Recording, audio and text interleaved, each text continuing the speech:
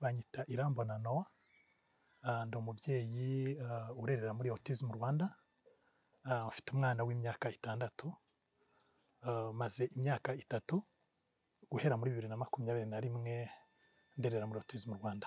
Urugendo rwacu ni rurerure cyane, gusa nababwira ko umwana yavutse nk'uko abandi bana bose bavuka, avuka nta kibazo twe tumubonaho kuko nta bumenyi buhagije twari dufite, ariko yaratandukanye kuko n'umwana wanjye wa kabiri afite mukuru we, yaratandukanyeho mu myitwarire, mu mimerere, ariko uretse ibyo nta kindi twabashaga kubona. Kugeza agejeje imyaka 2 n'igice, nibwo twatangiye kugira impungenge z'uko umwana atavuga, umwana ubona atafite uburyo yisanzura ku bantu, ntakurebe mu maso, mu birori washaka kumufotora ngo ugire n'agafoto. Murabizi turi mu isungu y'ikoranabuhanga, ushaka gufata memories zitandukanye, wajya gufata ifoto wenda habaye anniversaire ukabona araguhunga, wamureba mu maso ushaka kwa kundi umubyeyi akina n'umwana ukabona ntabwo biza, ariko tukagira ngo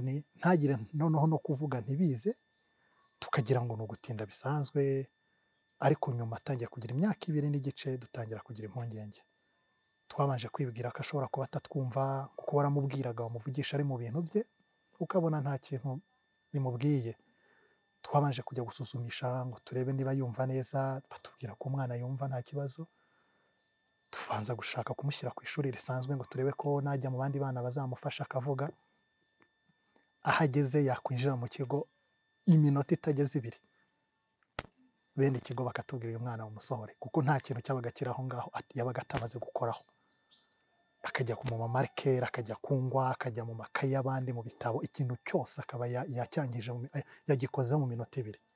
Dutangira rero kubona ko harimo ikibazo.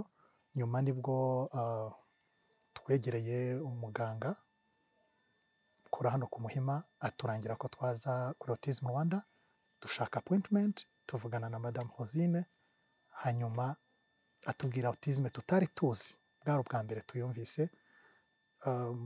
Akimara kubitubwira, ni inkuru umuntu aba adashaka kumva nk'umubyeyi, kumva ko umwana wawe arwaye, kumva ko umwana wawe atameze nk'abandi.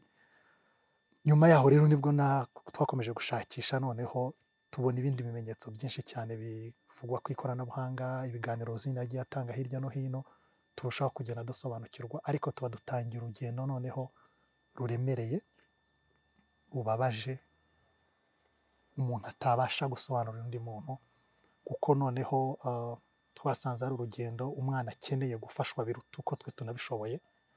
Kuva icyo gihe twatangiye gusobanukirwa impamvu umwana ataryama, impamvu umwana atarya, impamvu umwana atugora cyane akubagana ku rugero rugoye, impamvu abakozi batamara 2 mu rugo. Ibyo byose twatangiye kunyura muri urwo rugendo rutoroshye kugeza ubu ngubu, aho tugenda tubona wenda impinduka nke.